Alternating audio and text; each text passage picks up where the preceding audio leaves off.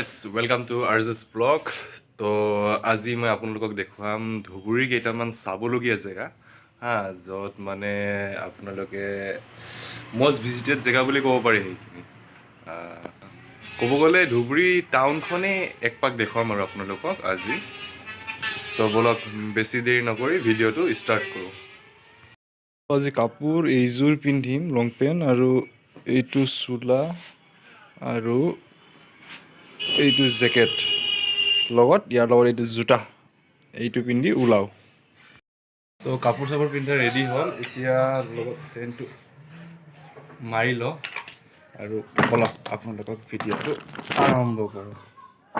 তো লগতে বাইকো ৰেডি হৈ আছে, গ্লভছ, হেলমেট, বাইকটো ফুল ভিউ দেখাই দিছোঁ এইটো।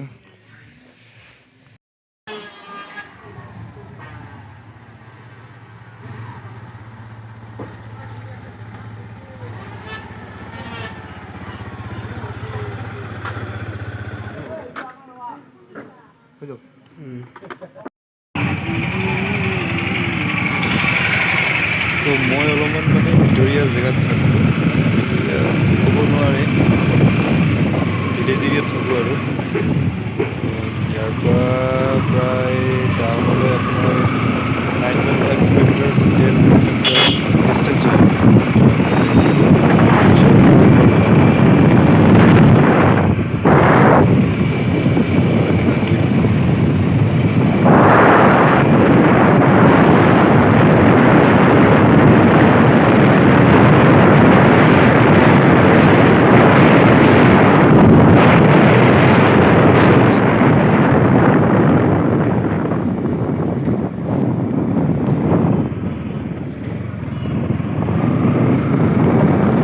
তো এইখিনি যেন মোৰ পাছফালে চাইছে, এইখিনি গোটেই ভিউ মই আপোনালোকক দেখাই আছোঁ।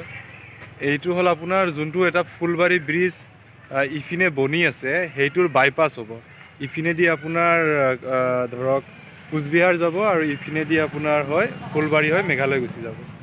তো এইটো আপোনাৰ বাইপাছটো হ'ব, এইখিনিত বাইপাছটো বনাই দিব আৰু। ৰাস্তাবোৰ ভাঙি আছে অলপ অলপকৈ।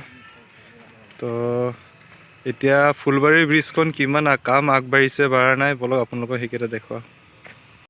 আপোনালোকক মই অথনি তাত দেখুৱাইছিলোঁ যে তাত বাইপাছটো হ'ব, বাইপাছ হৈ পেলাই ইপিনে তাৰ পৰা আহি পেলাই আপোনাৰ ৰ'ড হৈ আছে, আপোনালোকে দেখি পাইছে নাজানো, এই ব্ৰিজটো টাচ কৰিব। এই ব্ৰিজটোৰ পৰা টাচ কৰি আপোনাৰ চিধা মেঘালয়লৈকে যাব। এইটোৱে আপোনাৰ ফুলবাৰী ব্ৰিজ হ'ব। এইটো জাষ্ট কনষ্ট্ৰাকশ্যনত ৰাখিছে, এইটো নহয় আপোনাৰ অলপমান ৱাইডকৈ মানে অলপমান বহলকৈ বনাব। তাৰপিছত ইয়াৰ পৰাই আপোনাৰ মেঘালয় টাচ কৰিব। মানে আপোনাৰ ব্ৰিজটোৰ ডিষ্টেঞ্চ প্ৰায় 19 কিলোমিটাৰ হ'ব। তো ভাবি চাওকচোন, 19 কিলোমিটাৰ কিমান লম্বা ব্ৰিজ হ'ব। চাগে গোটেই ৱৰ্ল্ডত চবতকৈ লম্বা ব্ৰিজখন এইখনেই হ'ব মোৰ জনাৰ মতে। আৰু এবাৰ দেখাবলৈ চেষ্টা কৰিছোঁ ভিউটো, ৰ'দ দিয়াৰ কাৰণে ইমান এটা ক্লিয়াৰ হোৱা নাই। এইখিনিয়ে আৰু ফুলবাৰী ব্ৰিজটো। এতিয়া আপোনালোকক অলপমান ধুবুৰী টাউনখন দেখাব বলক। এতিয়া আমি যাম ধুবুৰী শিখ মন্দিৰ চাবলৈ। তো ভিতৰৰ ভিউকেইটা আপোনালোকক দেখুৱাম। তো বলক শিখ মন্দিৰ চাবলৈ যাওঁ। কেতিয়াবা ঘূৰিব আহিব বিচাৰিলে আহিব পাৰে। ধুবুৰী DC অফিচৰ বেক চাইডত আছে এইটো ধুবুৰী শিখ মন্দিৰ। বলক ভিতৰৰ ভিউকেইটা দেখাম।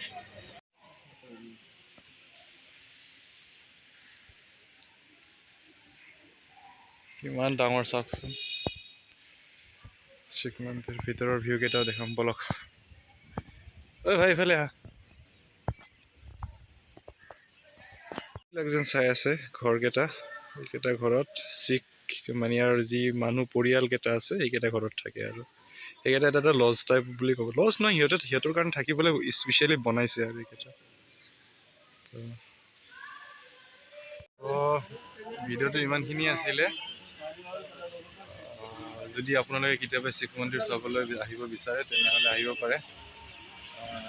শিখ গুৰুদ্বাৰা বুলি ক'লে, ধুবুৰীত আহি ক'লে আপোনালোকক দেখাই দিব ভিডিঅ'টো। তো এতিয়া আমাৰ দুইজনৰো বহুত ভোক লাগিছে। ৰাতিপুৱাৰ পৰা ভিডিঅ' বনাই আছোঁ, ডিছকাছ কৰি আছিলোঁ ক'ত যাওঁ ক'ত নাযাওঁ। কি কোৱা, ভোক লাগিছেনে?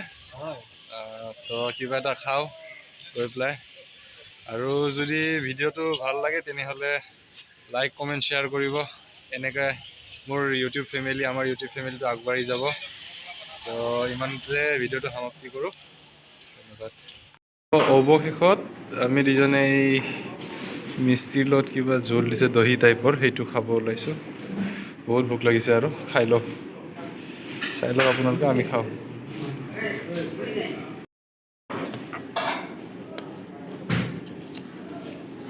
Cheers. টেষ্টি আছে, টেষ্টি আছে।